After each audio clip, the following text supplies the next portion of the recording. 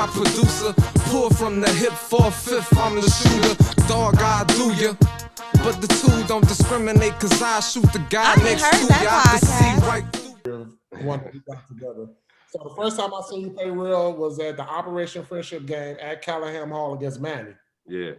And I'm like, you know how it be sometimes, like everybody like, yeah, that person in your grade, man, that's a person you got to blah, blah, and blah, right? Right. I mean, I've been knowing Manny for a long time as well, too. So I'm like, they like Durrell Manny, and then they had Train, and so I'm just sitting back there looking, man, and I think they threw you a lob. Yeah. And from that picture, I'm pretty sure you probably still got that picture with it because it was in the newspaper. Yeah. I swear your head was at the backboard and you was coming down the dunk. Yeah. But explain that, I mean, like, those Operation Friendship games, did that get you, did you know, like, okay, if I could play against the PSL, then I'm ready, or what was your mindset? Man, my mindset going in that, of course, was because. Back to the show, guys. If you're on the podcast or on the on Anchor, please come over to our YouTube channel. Make sure you subscribe. Also, this show is being sponsored by Grind Different. Everybody grinds, but what is your why? Go over to their shop at www.grindshop. You can use our code AHTGrind 15 for 15% off your whole order at their shop. Today we have a new guest. Marvin, if you want to go ahead and introduce him. Yeah, man. My guy, one of the baddest MFers to come through the city, Michigan State, the family, the Poors, Reverend Covenant, one of the baddest MFers to come through, Durrell Summers. What's up, bro? What's happening, man? Appreciate it. What's going on? Well, I thank you for having us, but I'll start off with the first question. I know the answer, but our viewers will want to know why the Poors and then why Reverend Covenant? Okay. So the Poors, of course, the history, man, the history. I grew up, I seen BC doing this thing, you know what I mean? And then Coach Shep was always around. He was coaching and he was successful with a lot of his teams, and my thing too, of course, coming up in the city, you know what I'm saying? You've seen the Operation Friendship. You want to be able to compete with, of course, with the each league. You want to be able to compete with the top players. And I felt like the Poors at that time, they was pretty much one of the top teams. They played PSL schools, the Catholic League schools, things like that. So, I wanted to go there and try to do what I could do. And it worked out, man. And then they closed us, man. It broke my heart, man. Hey, you don't even know. They broke my heart with that one, boy. Okay, so go ahead, Skip. So that's why you went to Reverend Covenant, because then Shep go coach over there? Yeah, so what happened with the Reverend Covenant thing was, of course, that time it kind of felt like college recruitment. You know what I'm saying?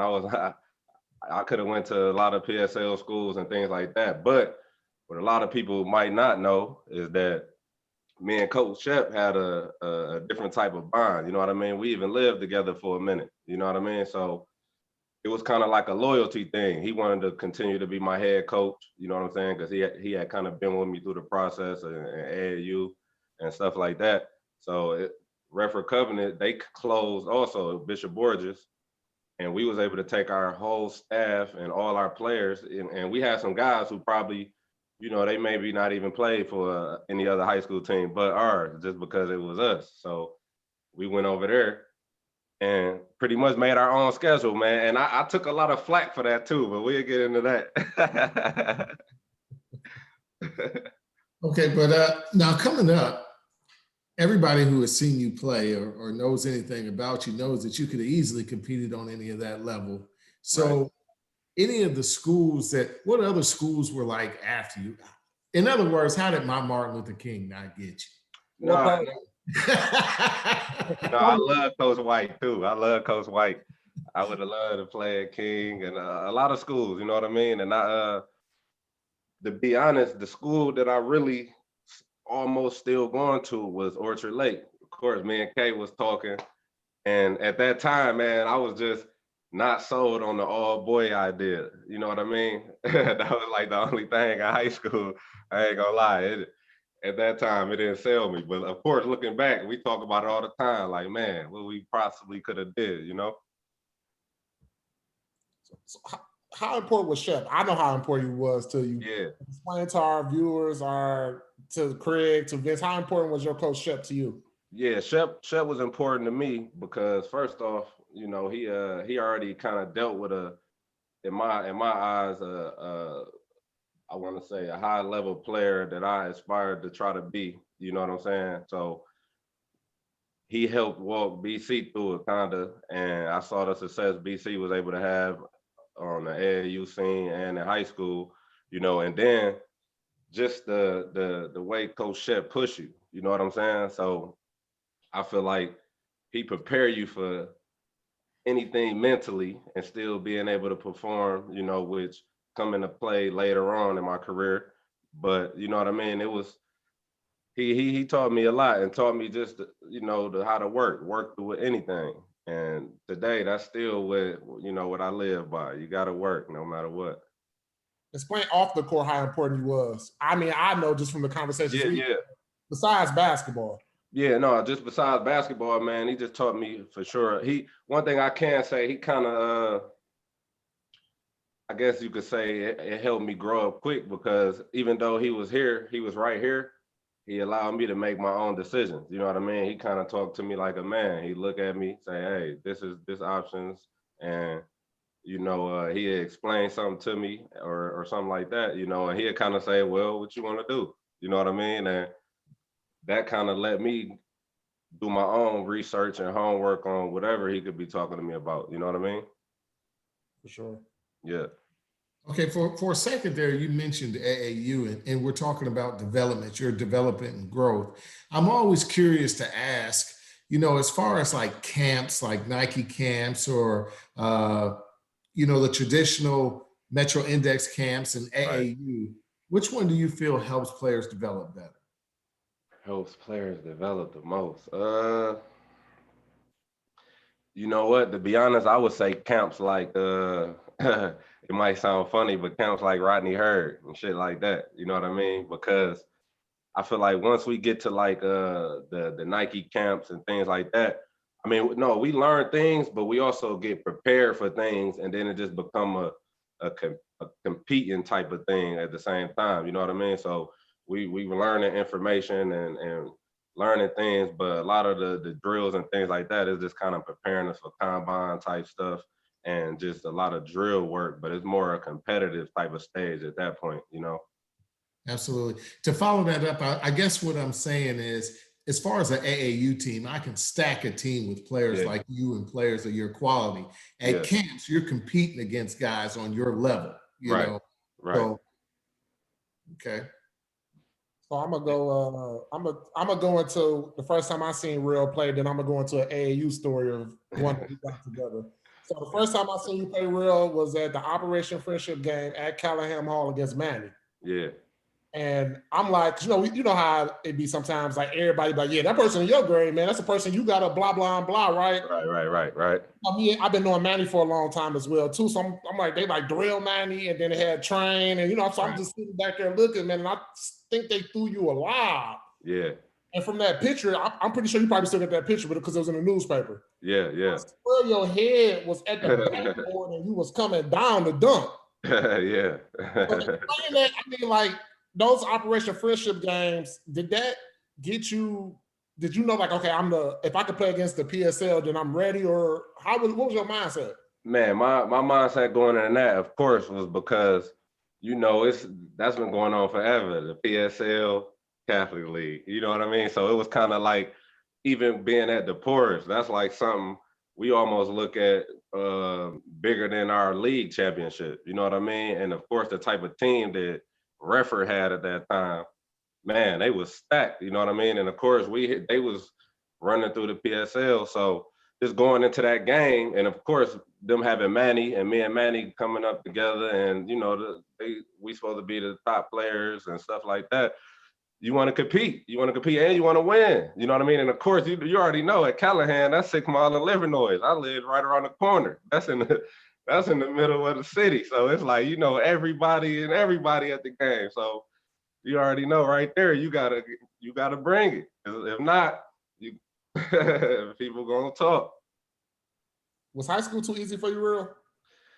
Man, I wouldn't even say that, Skip. And it's funny that you said that is because, and I guess we could get into it a little bit. This is what I was saying about a lot of the flack that I took in high school for going to Redford Covenant. You know what I'm saying? But what people don't understand is that we had an independent schedule. We played a lot of PSL schools too. Maybe not, of course, we didn't get to play Persians and the Redfords and stuff like that because it's just how it was. You know what I mean? But we played some schools and we played schools in our league and things like that, and a bunch of Class A, B schools.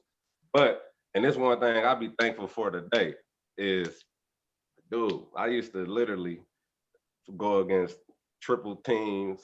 Dude, we played in the this is why we this is this I don't make excuses, you know what I'm saying? But man, I had a team one time, man. We played in I think the districts or something like that, and they literally had 4 people on me. They didn't care who else scored.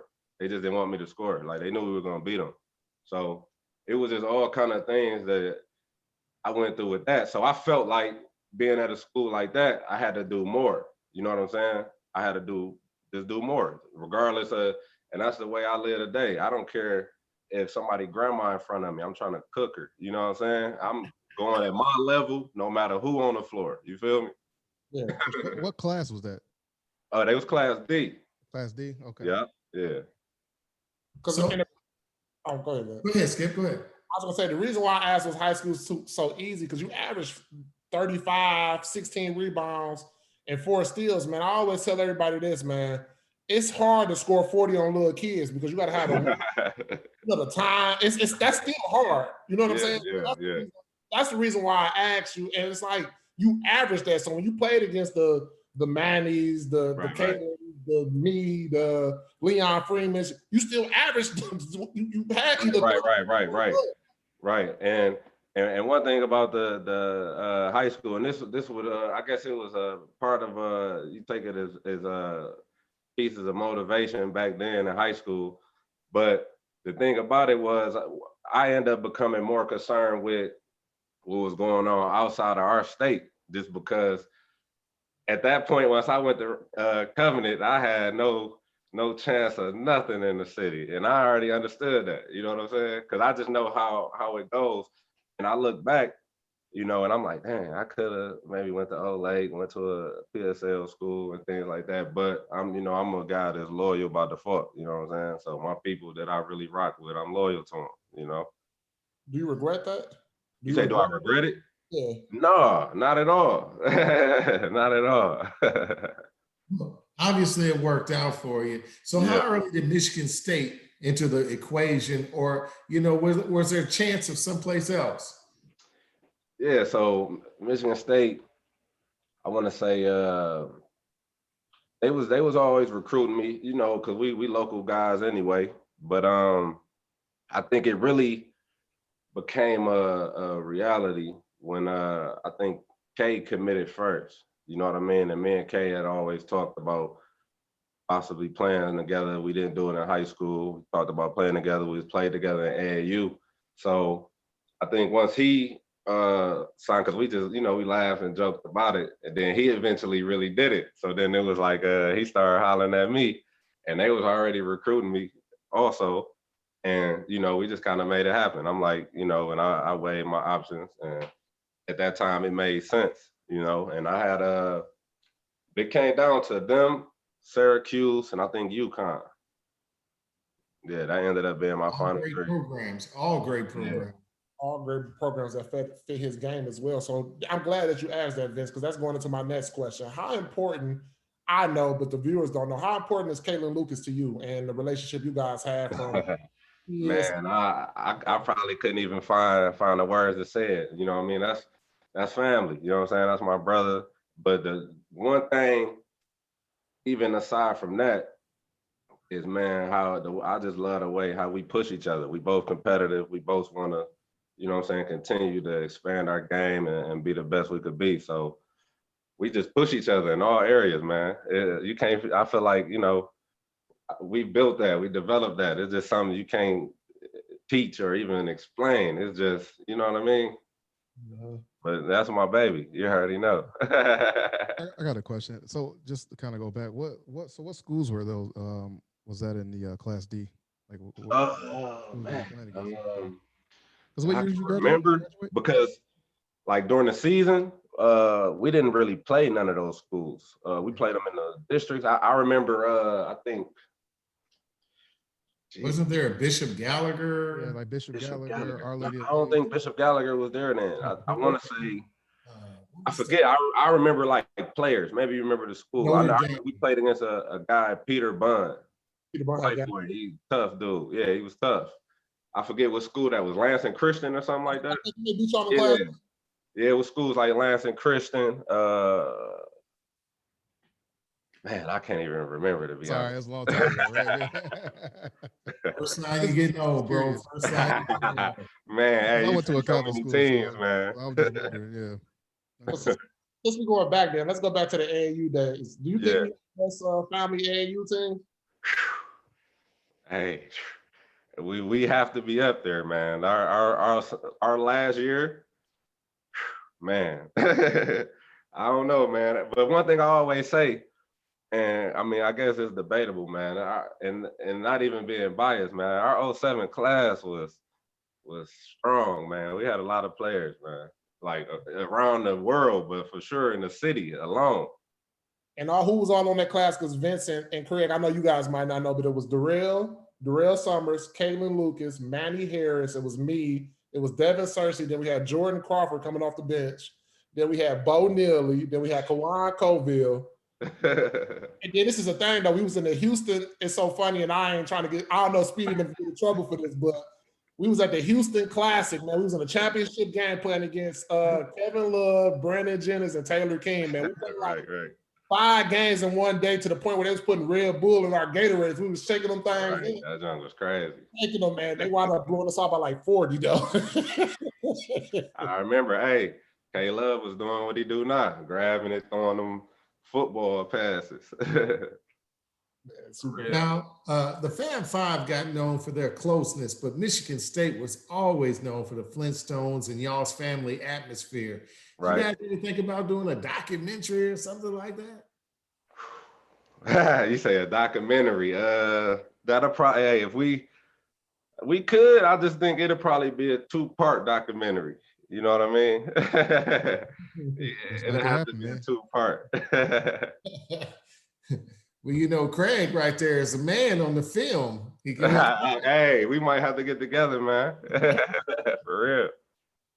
This is a question I always wanted to ask you, real, and I never asked you this in person, but I've been thinking about it lately, man. Do you ever, well, I wouldn't even say regret. Do you ever down yourself for not coming out that year when you and Kalen was super hot, where he won Big Ten Player of the Year? Y'all was hot, won Big Ten. In your mind, did you think, hey, I should have came out? What was your mindset, or do you ever think back on that? Yeah. Oh man, you already know. You think back on a lot of it, man. And to be honest, of course, I think about a couple of different years where maybe I could have did some different things, but you know, I feel like you can't predict the future. You know what I'm saying? So it's kind of like at that time, I made decisions to not do that for some reasons. And I feel like basketball wise, maybe I could have, and at the same time, I'm a super competitive type of person. So sometimes that can be it can be to a fault, you know what I'm saying? But I mean, I don't regret it because I feel like the way things went from there on, I learned so much, gained so much knowledge. I grew in so many different areas that who knows, you know what I'm saying? So, but no, for sure, I think about it. Of course, or have thought about it, you know, and played out scenarios in my head. And, you know, being older, you're able to look back and maybe understand why you made some choices that you made or didn't make, you know what I mean? Right, because they had you on the mock draft first round for sure. Yeah, no, for sure. Yeah, I remember that. Yeah. Great question. Yeah, great question. So, how instrumental was Izzo in that decision? Did you sit down and discuss it with him? Got your back. I took your question. But no, see, at that time, man, it was a crazy time period too, because this was the time when the whole thing about Cleveland. He was thinking about going to Cleveland and things like that. And of course, also K was coming back, you know what I'm saying, for off his injury. So yeah, we kind of talked about it. I would say how I'm trying to think. I wouldn't say he was intricate, and he wasn't. You know what I mean? Like, of course, he had his way he felt about it, and I had my way I felt about it. And then I guess we decided that was gonna be the move, because, and me again, like I said, being competitive and understanding how the situation was planned to play out, it sounded like a lottery ticket. You know what I'm saying? Or it felt like a lottery ticket. So at that time, you came out in 07, correct? Yes. There was a young, good-looking coach at University of Michigan, Dearborn. If he'd have came to talk to you, would he have had a chance? You talking about Coach Amaker? No, you talking about himself. Michigan Dearborn. Oh, you said Michigan Dearborn. I thought you said Michigan. You said, hey, listen, there's one thing I will say. I lived in Dearborn for a minute. I put a lot of work in Michigan Dearborn. At least I got that. All right. My question for you, man, how influential was Izzo? Like, for instance, I'm real close with Keith and Derek, and I see how even though they're grown, they still can go back to Michigan State, work out, go over Izzo house and stay. Right. How is you and Izzo relationship, I should say? Me and Izzo relationship right now, to be honest, I feel like the last time me and Coach Izzo talked, we was on good terms. You know what I'm saying? We was on the up and up. I haven't talked to him in a while though, but it's nothing there. It's nothing bad or whatever. I just, we haven't talked or nothing like that. But last time we spoke, it was on the up and up for sure. But you still got that tie if you need it. No, for sure. And one thing about Michigan State is the doors is always open up there. You know what I mean? It's an hour away from where we grew up, and at any time I could go up there, and I've had throughout the years I done went up there and played with the guys and just mingled around and see. It's funny how the dudes before us used to tell us, like, you kind of reap the benefits of the people that came before you. So I kind of see the way that facility look up there now is crazy. You know what I'm saying? And we thought it was crazy when we was there. I'm like, man, this is unreal. Okay, I gotta ask you the number one question. Yeah. Rivalry against, how real is it against Michigan? Man, listen here, man. The rivalry is real as they say it is, to the point, man. They be cheating, man. Listen. Well, I ain't gonna say that, but everything just coincidentally happens. You know what I mean? Like, it was a time, man, we went to Michigan, we had to practice. The fire alarm siren going off the whole time. Or like, we in our locker room, man, they got the heat on like 110, and we can hear like choir music playing through the speaker. Like, it's just never a peaceful time, you know what I'm saying? But you love it at the same time. You like, you know what I mean? It kind of give you an extra edge, like, okay, What's your record? You say what? Sorry. What's your record since you was at Michigan State playing Michigan? What's your record? Man, undefeated, man. Hey, and hey, you already know how that go though, because especially before Petey and Manny left, we all from the city, so it's kind of like we all was cool, but at the same time, it's like, hey, we on the court, we not trying to lose. You know what I'm saying? Just because. It's funny because I think the last time before Petey and Manny left, when y'all played at Michigan, we all went out that night prior to y'all playing. Yeah. Right. Right. Like we was all cool. We all rock with each other. It's like we get on that court, we ain't trying to lose, because people gonna be talking about it. Especially in the city. So How instrumental was football success? See, if football got beat, y'all refused to lose, or vice versa. Yeah, man. Yeah, it just became a whole. No matter what happens, we can't lose to Michigan.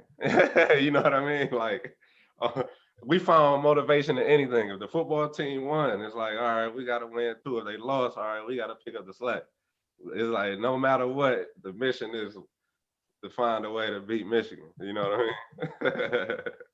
Let me ask you, let me ask you this, bro. How was it playing in the Final Four back at the crib when y'all played that field? Man, tell me what was going through your Skip, man, listen, that right there, man, that's even I know they got a whole like video together for us, but man, just seeing so many our people, you know what I mean? Seeing so many people just from growing up and just all the love, it was crazy. You know what I'm saying? It's love that you will always remember forever. You know what I'm saying? Type just the what they do, the practice, stuff like that. We had Somerset, you know, they let us shut Somerset down. People was just oh man, it was ridiculous. You know what I'm saying? That we didn't even get to stay in the city. They made us stay out by Somerset. You know what I mean? All the other teams stayed downtown. We had to stay out by Somerset. because they already knew. Yeah. right. So have you ever just sat back and thought about all the young kids that you've touched or that has looked up to you in your career, and how many kids you've affected that want to be like you? And you know, Man, I feel like I think about it all the time just because even still today, man, I'm always soaking up game. I learn from kids, you know what I'm saying? I learn from old people. Like I'm always just a sponge soaking up game, you know what I mean? So or I feel like any kind of love that's been poured into me, I'm always pouring. I try to reciprocate it, and I move like that anyway. You know, it's always all love. You know what I mean? Because I just mentally, you just be on different missions. You know what I'm saying? You ain't got no time for hate. All love only. Real, do you understand how good you were? I mean, I know most of the time we live in a moment, and a lot of our previous guests on the Yeah, show, you know, they mindset is like ours. You know what I'm saying? They just keep going. But have right. you really sat back and understand the stuff that you accomplished? Man, to be honest, I don't know. I feel like again, I just feel like I'd be so competitive, and I'm probably be my worst critic. You know what I'm saying? So I'd be feeling like I'm 31 now. I'd be feeling like I still got so far to go. I'm still working on different aspects of my game, and just with time, and I feel like coming from college and going through the professional, man, you just start looking at the game, approaching the game so different.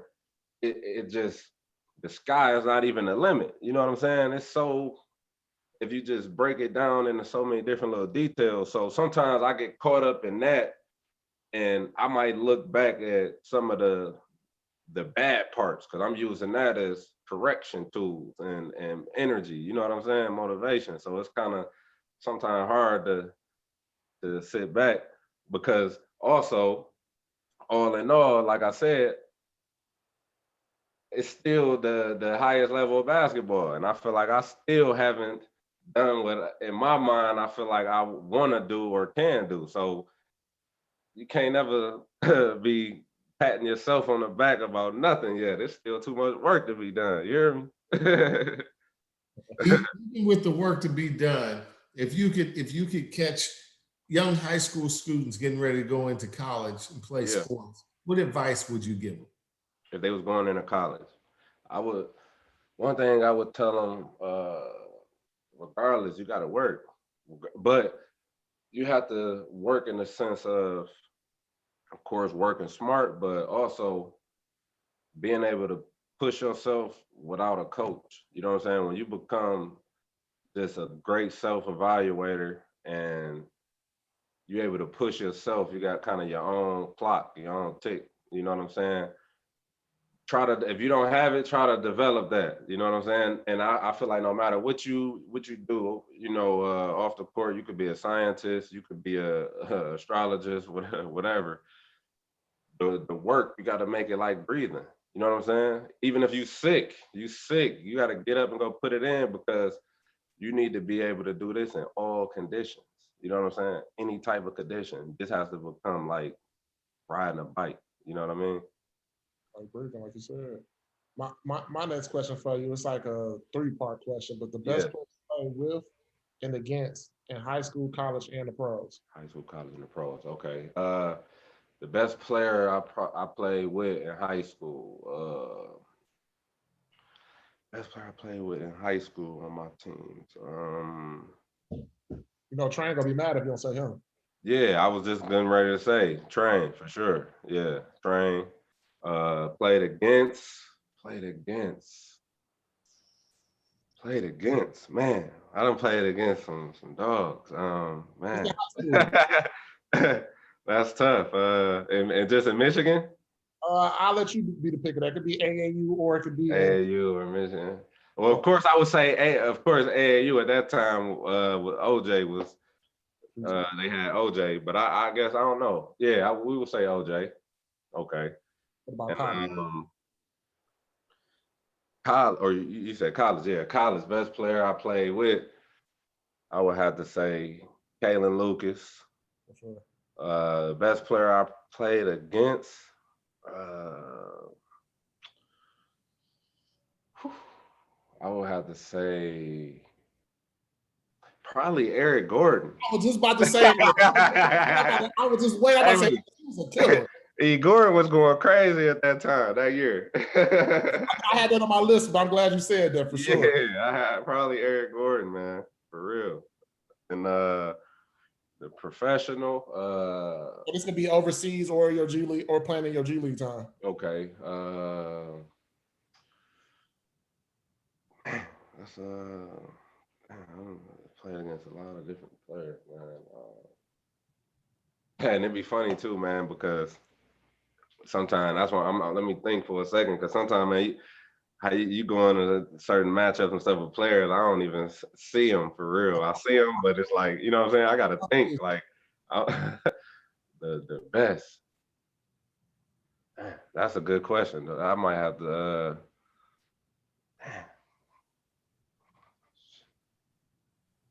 Yeah, that's a good question, man. We might have to circle back to that one. I don't want to sit here and think on that one too crazy. Okay, so you sustained a successful overseas career for some time, and not a lot of people can do that because it takes mental toughness to be away. Yeah. Or what do you contribute to that? What do you? I think, man, just from my childhood, you know what I mean? I grew up on the east side, the west side, you know what I mean? I live in Dearborn. I stay in Southfield, you know what I'm saying? So I've always been able to adapt, adjust, you know what I'm saying? And of course, in some of these countries, you know, it's not always easy. You know, you could be in some cities, you know, you could be making a lot, but the city could be terrible, you know, and you get thrown into new situations. You know, you might never drove a manual car before. You might have to learn how to drive a manual. You might have to cook. You might have to Google what the name of food is, you know, things like that. And you get comfortable, learn how to work European dryers and things like that. It's different, you know what I'm saying? But it's with anything, it just takes time. You just you take time, you start learning, you know what I mean? And that's the most part. I think that's the most difficult part for sure, is just adjusting into the culture of things. But other than that, all in all, you get comfortable because once you start playing basketball, always, you know, no matter what, you get into practices and you start playing some games, then you start getting comfortable, you know. Right. Speaking of overseas, let me ask you this: how's the atmosphere overseas? Is it better than the atmosphere that you've been like playing in the G League or being at Michigan State?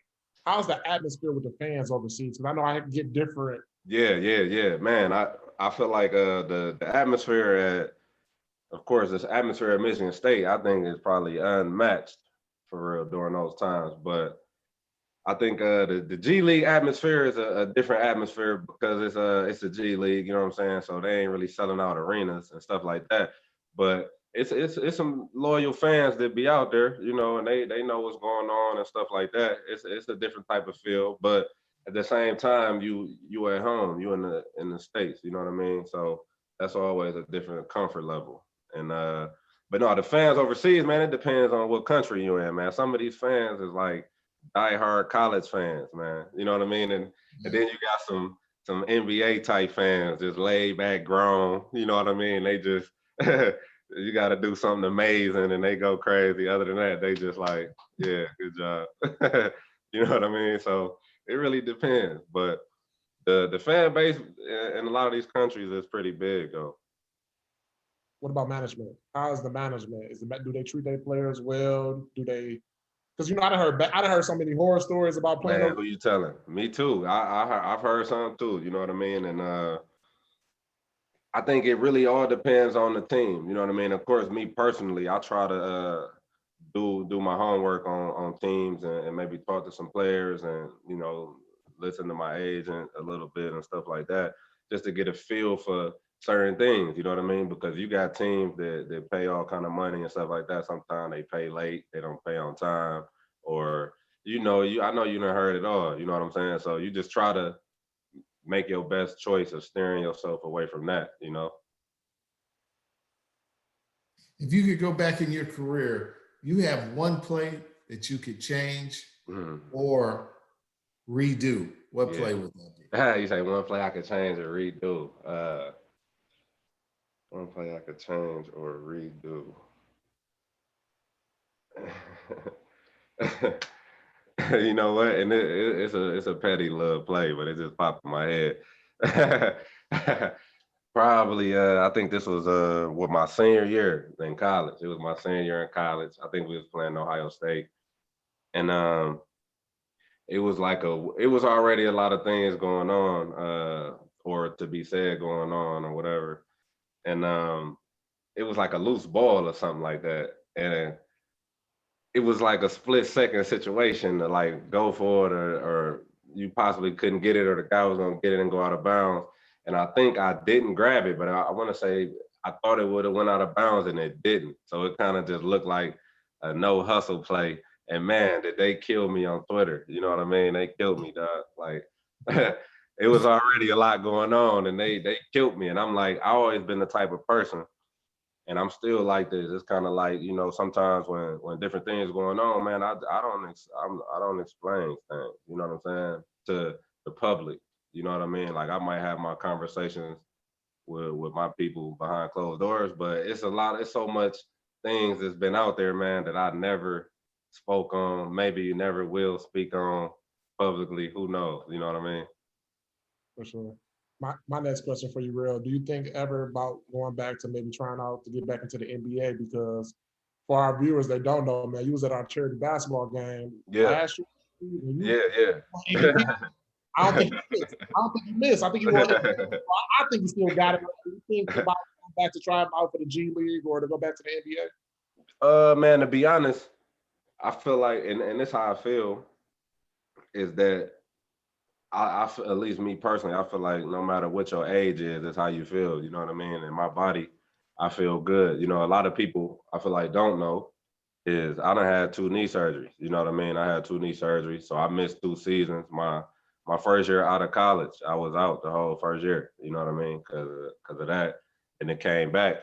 So to me, again, the competitive way I look at it is that's 2 years that I still got that I didn't do nothing. That's 2 years of no miles on the car, you know what I'm saying? So it's like, I'm like, I feel how I approach the game now and where I feel like my game is. For sure, I think I could, but I know it's a lot more to go into it. You know what I'm saying? So I don't know. Let's just see. If the right opportunity presents itself or the right situation to where I might have something I can do in that area, you already know that's just the crib. So ain't nothing better than that. So if you had to think, what player did you mold your game after, or do you an old school player that reminds you of your game the most? Yeah. Well, in my mind, I've always studied Kobe Bryant.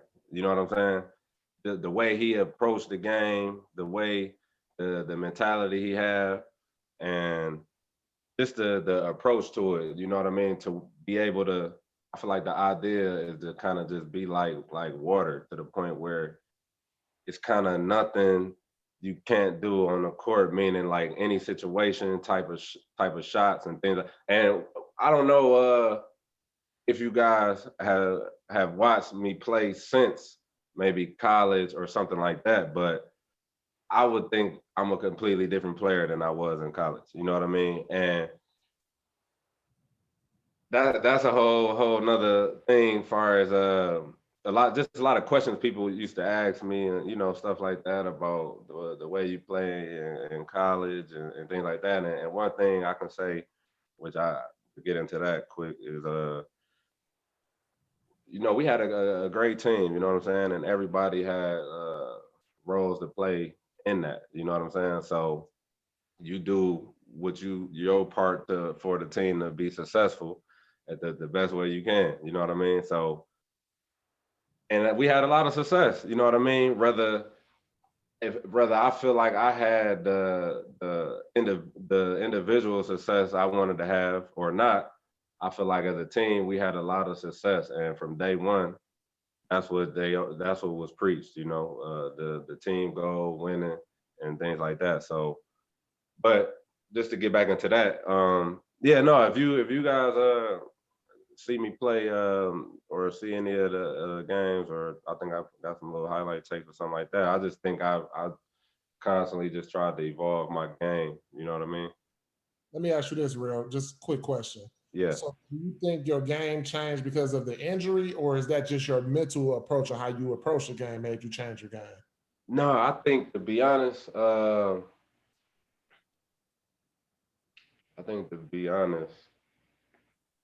I'll say in high school. So in high school, I kind of had an idea of the way I wanted to try to make myself as a player, the mode I wanted to have myself in.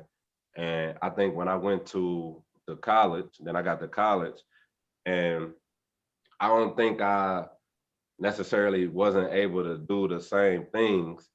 It just, I had to do different things within our, the team environment, you know what I mean? And my biggest challenge in that situation was understanding or knowing I learned more about myself, knowing I'm more of such an individual, you know what I'm saying? So you have to learn how to steer that into a team, of course, a team environment within that, you know what I mean? So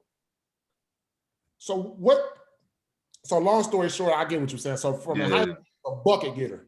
Yeah. It's a college where you have to be if you had to compare this to a restaurant, you went from being a cashier to now you have to be the cook. I wouldn't even say that. I just think I wouldn't even say that. I just think, man, and I mean, it would just be a whole lot of a different conversation. But it's so much different factors that went into. It's a lot of different factors that went into a lot. You know what I'm saying? So it's kind of like, you know what I'm saying? No matter what, the common goal was the win. You know what I'm saying? So sometimes you have to remove yourself. You know what I'm saying? The common goal is just to win. So I wouldn't even say I went from that to that, but I just think through all that, through that and learning, I become I just dove into my stuff deeper. You know what I'm saying? I dove into my things deeper, got into my craft, and I always just felt like I played with a chip on my shoulder anyway. You know what I'm saying? No matter what anybody say or whatever type of game I had, I just always look at it like it's something else I could have did, something better I could do, or like I gotta continue that. You know what I'm saying? Right. Now hearing that they're going to possibly be paying college players or giving them a stipend, what's your thoughts on that? Man, my thoughts is it's about time, man. You know what I'm saying? Because I feel like, man, the NCAA, they might not like me for that, but man, they make so much money. You know what I'm saying? And in college, you know what I'm saying, you're not supposed to make any money. you can't even get like somebody buy you a hamburger or give you a t-shirt. You could lose eligibility, you know, and it's kind of like a lot of rules needed to have been readdressed a long time ago, you know, just to make it fair. Not even like nothing crazy, but it's like, you know, depending on what type of family background you come from, you could be in college, you know, with not much besides the minimum. You know what I mean? So I'm glad you said that. Chris Webber said that yeah, hit him when he was walking through downtown Ann Arbor and saw his jersey in the window and couldn't afford to buy it. Did you have a moment like that? Did you ever have a moment like that? Nah, I wouldn't say I had a moment like that, just because I was thankful to have some good people in my corner, you know what I'm saying, and things like that. So I never had a moment like that, but I had moments to where I for sure thought about the NCAA, like, yo, this is ridiculous. That's what I'm talking about, like a light bulb moment. Like, yeah, let me see. They're profiting off of us. Yeah, it was probably actually my junior year, I think I almost had a situation with something like that. So I kind of already had an idea, but this was like a moment where I was involved just because of I think with Brandon Dawson, you know, it was a situation to where I think we were at like the same camp or something like that. And, you know, I know him, like that's like little bro, you know what I'm saying? So, you know, just kicking it with him and stuff like that. And of course he was a top high school player at the time, you know what I mean? And then he on his own accord, I think he had like a visit coming up with us or something scheduled after any of that. So somehow I got twisted up in it just because I was at the same camp as him, and they was possibly trying to take a couple games from me. And, you know, shout out to Coach Izzo, he took the games for me. You know what I mean? He took a game or two where he was suspended because of that situation, you know? Yeah, I know for me personally, you know, I played at a small school, you know. Yeah. Although we are 1-0 against Michigan State, you know, 1987, okay. Austin Peay State University. We popped Okay. on Michigan State. Okay. Anyway, but yeah, when I first got to Austin Peay, they wore Converse. So you're probably too young to remember Magic Johnson, Larry Bird, Converse, all that. Yeah, of course I do. But then they switched us to Nikes, and Coach literally got a huge paycheck just for switching us to Nikes. You know, telling us we had to wear Nikes. Yeah, and Nike, that powerhouse. And, you know, it hit me like, man, this dude's getting paid, and we, you know, just for us wearing Nikes. Yes, sir. Yeah, it's a powerhouse, man. For real. And my one story, even though, you know, because I had the heart situation, I couldn't play, but man, the summertime was rough. Yeah. That financial, you got literally like $500 to $800 the last two or three months. Yeah, like, yeah. Man, I don't see how you could do it. Yeah, and they try to set up like maybe a summer job type of thing, but it's kind of like if you're trying to work on your game too, and maybe taking classes also, you know what I'm saying? It's kind of like you still want to, you know, you always got to balance and try to have a personal life somewhat, you know what I mean? Because that's like against the rules. Why do you guys think that was the case? I mean, because I never really understood it either, and like I haven't had any experience with that. But for me, it just never really made sense. You know, I mean, it's antiquated. You know, maybe people try to make the argument whether you're getting a free education, and it's like, well, listen, what's man. What's that right, free you know, education? what does that have to do with anything? You know, I mean, Look, this is that free education to universities making millions? Man, You know? and one thing I always say to this, because I ran into in college actually, we just had debating classes sometimes, and you know, students they say things, you know what I mean? Like, of course, they always bring out the doctors and you know stuff like that to combat sports, and it's kind of like, you know, you understand that, but at the same time, it's like, man, people don't see all the hour times you put in before it was even any benefits you was reaping, meaning all of the days from Powell, from Arnie McCloskey's to any kind of leagues. When I was a kid, I was on 3-4 teams. I had 3-4 games Friday, Saturday, and Sundays. You know what I'm saying? Like we traveling AAU, we ain't getting to be here just kicking it around with everybody. We always gone because we happen to be on the family. So Skip, no. We was at every tournament, all the top tournaments. We had all the camps and stuff. We were not even really hearing until his high school time. You know what I mean? So all of that was time, energy you putting into it on top of that. You know what I'm saying? And we also have to, and it's a whole different battle, you know what I'm saying? But we also have to have good grades. You know what I'm saying? They don't tell you have to be good in basketball to get a scholarship to go to college. You gotta have good grades to go play basketball. If you decide to make basketball what you go after or not, I feel like that should be your decision to succeed or fail. You know what I'm saying? Because in all these other careers, you can. But they set us up in the beginning. They tell us, they hit us with the numbers. They say 1 million people make it and play their high school team. 5 million make it to play professional. 10 million make it to play to college. So right off the bat, they make you think about a plan B. When it's kind of like, why not make my plan B how to make the plan A work? You know what I'm saying? Like, why not? In other countries, they playing professional at 15. You know what I'm saying? Not to mention the wear and tear you put on your body.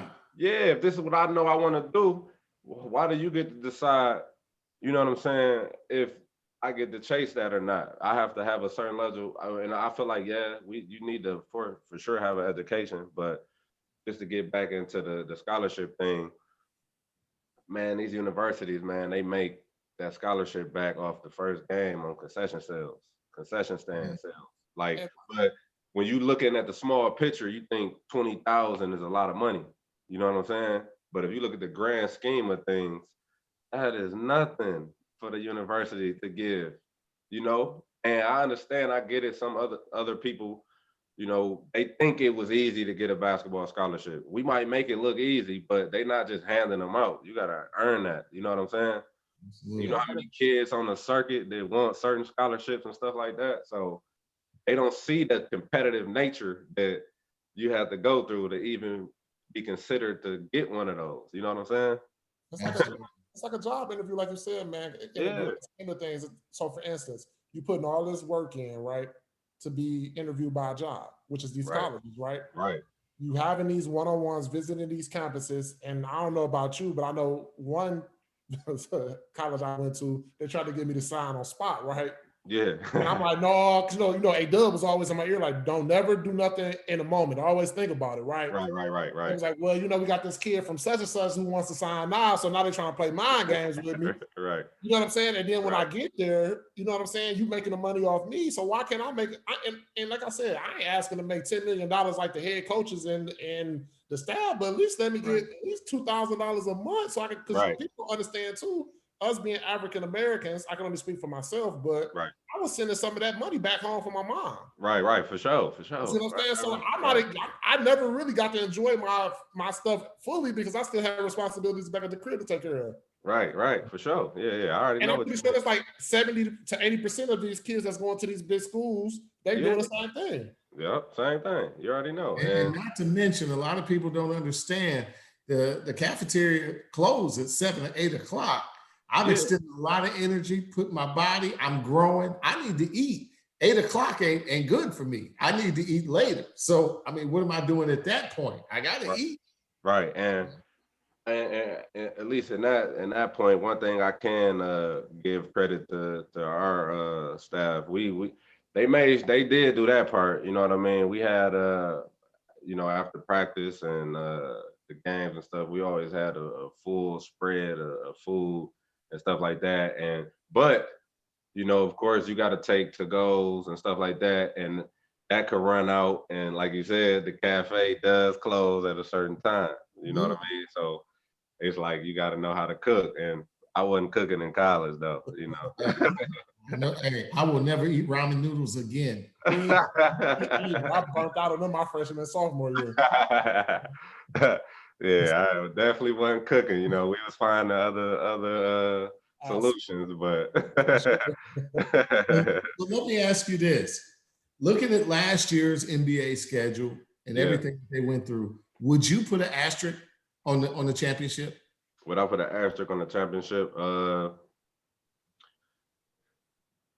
I wouldn't say that, just because one thing for sure, no matter the environment, man, and even having a small little taste of the NBA action when I first came out and playing and some of the top levels of ball overseas, man, them is killers out there though. They playing. You know what I'm saying? It don't matter the environment. These dudes feed their family this way. Like it's a whole different. I feel like at the professional level, it's a whole different type of motivation also. Because if you're making a lot of money and people that like to make money, you want to continue to do that. You're super competitive and you know so many people depend on you. It's just so many different factors that go into it. And this is what you love to do. You ain't about to let nobody just come out here and you know what I'm saying? But anyway, I don't know. I wouldn't say an asterisk because man, it's hard to win a championship anywhere. You know what I'm saying? Especially at that level. So I don't know, man. No, even if they change the stakes, because I dealt with something like that. This the beginning of the first half of my season, they shortened up the playoffs. They put us in a bubble.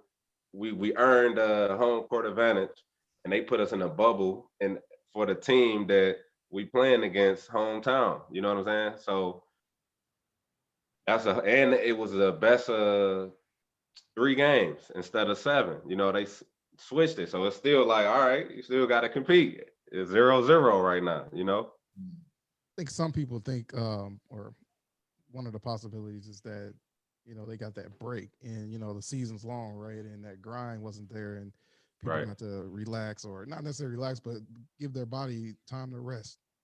And I think that's could be why some people think that it needs to be an asterisk because it's not that full season where, you know, again, people could be injured. But like so normally they actually condensed the season shorter too, but because of the COVID stuff, we didn't play our last 3 games and we had just earned home court advantage over the team we was going to play. And then the league decided to create a bubble because they were in one of the main cities. I forget the name of their city. It's in my Forza. So we they were in the main city, and they set up a bubble situation for us that end up giving them home court advantage. You know what I mean? And they condensed it from a 7-game series to the best of 3. So all you have to do is win 2 games. You know, and it does add a different element of becoming ready to play. And what you say as far as people were saying the season was shorter and things like that, so they think they had a lot of rest and stuff like that, which of course, you know, throughout the season, then injuries come into play and a lot of different factors come into play.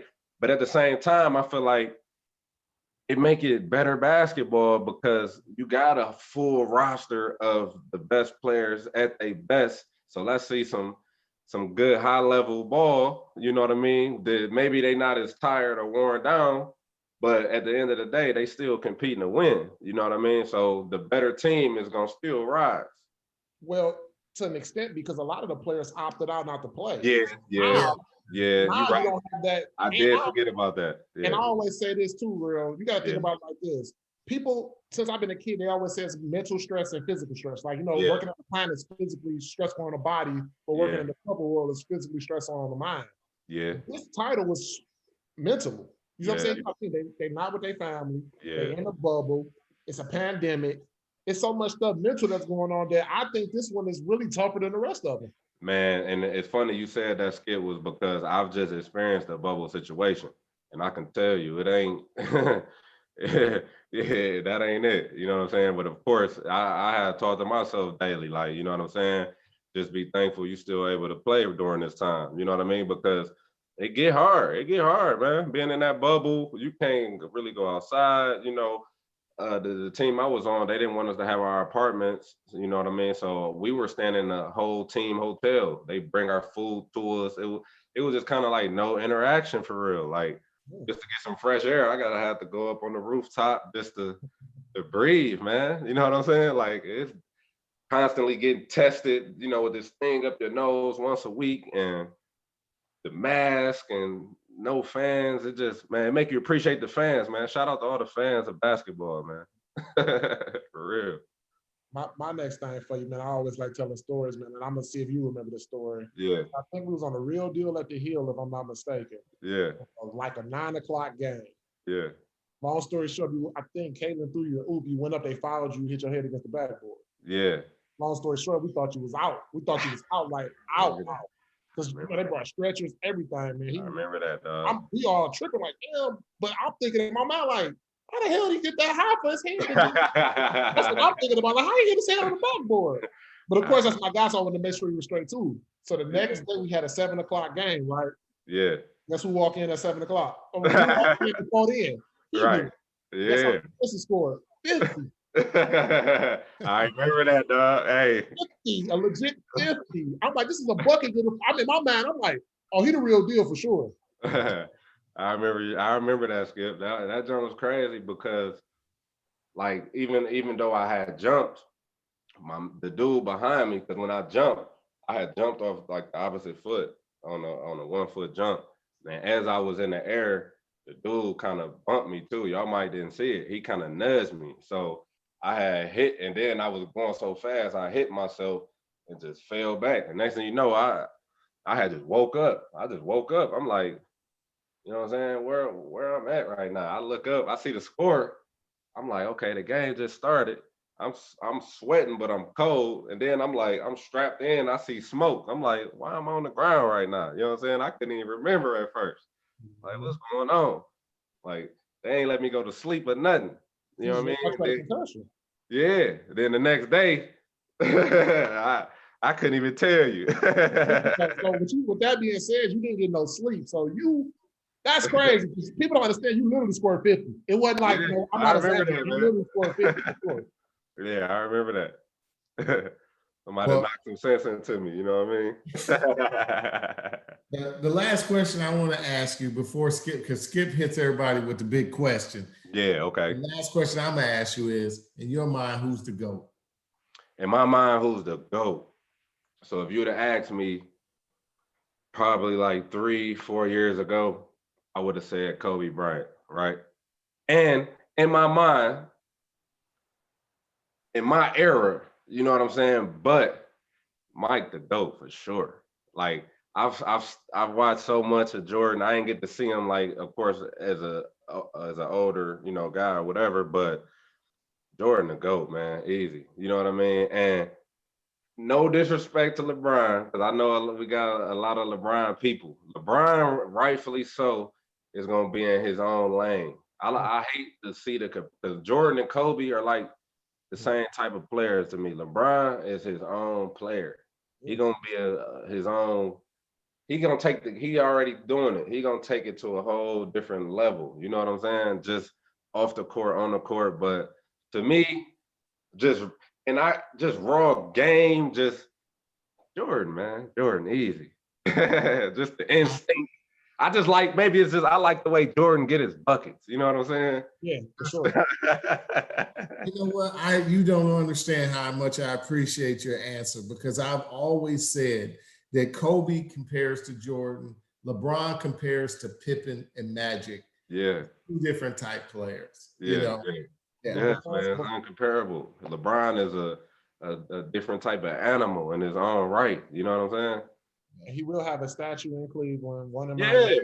Absolutely. Yeah, because what he's doing is crazy. You know what I'm saying? And the way he's a different type of player. I hate the way too they kind of like see him past Jordan or Kobe in certain statistical categories.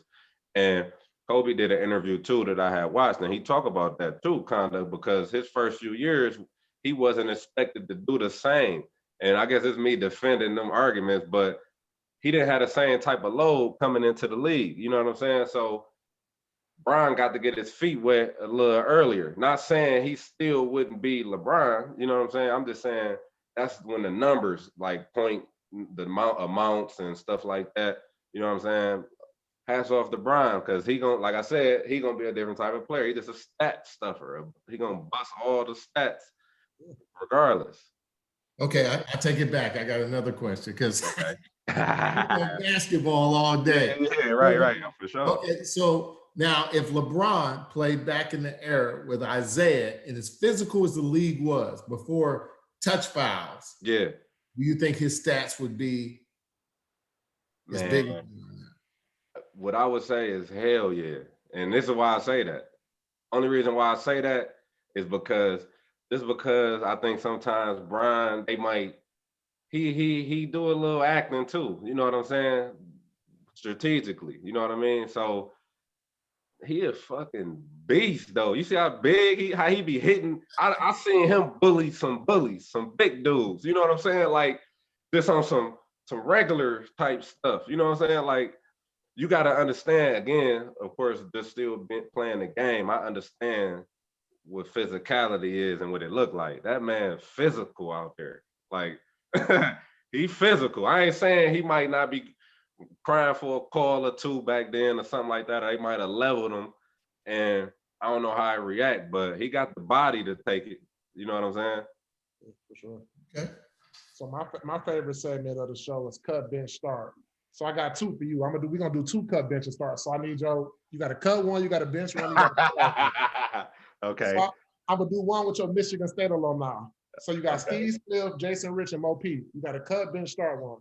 Cut, bench, start one. You said, say that again. You said Jay Rich, Mo Pete, and Smitty. And Smitty. Okay. I'm a start Smitty. Start Smitty. You said Mo Pete. And Jay Rich. And Jay Rich. I'm a bench Pete and cut Rich. And I love them all, but these Michigan guys, you already know. These guys from where we from. All right, and this one gonna be a little tougher. All right. This one you got cut, bench, start. Manny Harris, Jordan Crawford, Keith Applin. Keith Applin, Manny, and JC. I'm a start Manny. I'm a bench JC, and I'm a cut Keith. And Keith, that's my baby, but I played with them. You know what I'm saying? We done been and me and At played 1 year together in college, but I've been playing with them dudes since we've been yay high. You know what I'm saying? So that's how I do that one. But if you had to go off talent though, if I had to go off talent, yeah. If I had to go off talent, that's a tough one though, because I feel like all three of them in their own right is all bucket getters. You know what I'm saying? They all bucket getters, and yeah, that's a tough one to go off talent, man. I don't know. I might have to have a team of three. I know you said I don't know if you thought about it, but who was the? Remember we had to go back to that question of who's the toughest pro and the toughest pro you played with and who you played with. You got that for me, or do we got the toughest pro? The toughest pro. You know what? The toughest pro, and I'm gonna say the toughest pro. Toughest pro. Let me Dang, that's a great question. I'm gonna go with one of our own. I'm gonna say CDR. I'm gonna say CDR. Yeah, because who's that? And Robinson. And Chris Doug. Yeah, Chris Doug. Yeah, Chris Doug. You know what I mean? And seeing Chris Doug coming up, Chris Doug was a problem. You know, he had that unorthodox type of game. You know what I'm saying? And it works everywhere. You know what I mean? Like it works. So I'm gonna say that. You know what I'm saying? I'm gonna show some love to the crib. But no, I'm gonna say CDR, and that I played with. Damn,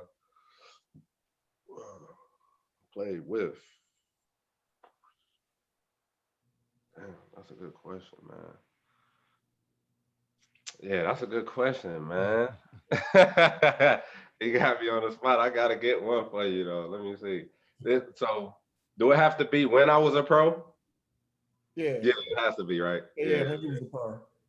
Okay, I'm gonna say it could be G League, it could be G League, overseas. I'm gonna say shout out to my man Kobe Carl, man. I'm gonna say Kobe Carl. Hey, I rock with my boy Kobe Carl though, but hey, yeah, Kobe Carl got some shit though. I ain't think so until I played with him. It don't show up in the stat sheet all the time. I'm gonna look him up because I don't know who that is. Hey, he put it this way. I seen him drawing fouls the way Harden do before Harden. Like with how he sweep under. Yeah. That's his shit. He used to do that. I'm telling you, I used to be like, okay, you know what I'm saying? But yeah, I would say Kobe Carroll. And last one I got for you. Who would you like to see? Who would you watch on this podcast? And if you got a plug, you got to plug us. Who I will watch? Oh, you got to do my baby, K. Luke. You got to get K. Luke on here. I reached out to him. He ain't respond. So I need you to bump him and put that in his ear for me. Yeah, for sure. We got to get K. Luke on here. Okay. Yeah. What's next for you, man? Man, I'm actually in 2 weeks I'm going back to Mexico. Yeah, we got the second half of the season, so you know I've been back for like What's the team again? It's called the Dorados. Dorados, okay. Yep, the Dorados. Yeah. Okay. I'm gonna be going back. I want to say the last week of this month because we're training camp for the second half start on the 1st. Good luck with that. How was that with traveling over there with COVID and all that? Like it's just to be honest, traveling right now is better than any times because there's really nobody in the airport. Okay. You know what I mean? Like I done been on empty planes. Like okay. You know what I mean? Okay. So it's not as crazy as people think, and it's kind of you got your space in the mask and stuff like that. So it's cool. Okay. Anything you want to shout out or promote or anything, man? Oh man, I just shout you guys out, man. I appreciate y'all having me, man, and appreciate you thanks for having me on the show. And you know what I'm saying? Hey, for the followers, you know what I'm saying? You can follow my hoop journey still on my Instagram, Worldwide Relish. You know what I mean? I'm gonna be posting stuff, and hey, I'm still moving, baby. What's up, man? Appreciate you. I appreciate you. All right, fellas. That was a good one. My producer, pull from the hip 4/5, I'm the shooter. Dog, I do ya. But the two don't discriminate, cause I shoot the guy next to ya. I ain't heard that podcast.